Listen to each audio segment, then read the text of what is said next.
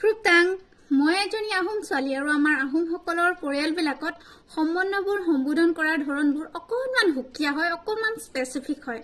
আমাৰ আহোমৰ পৰিয়ালত জেঠাই আৰু জেঠু নাথাকে, কিন্তু দেই আমাৰ থাকে আপাদেউ আৰু নিচাদেউ।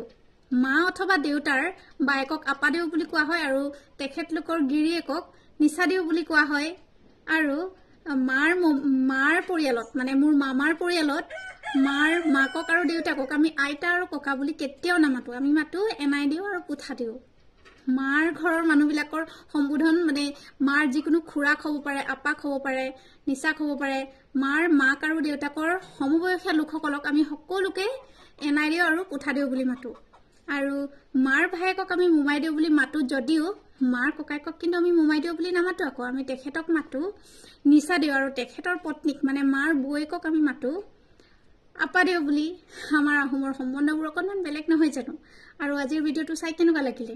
যদি ভাল লাগিলে তেনেহ'লে লাইক কৰি থৈ যাওক, ফ'ল' আৰু ছাবস্ক্ৰাইব কৰিবলৈ একদম নাপাহৰিব দেই।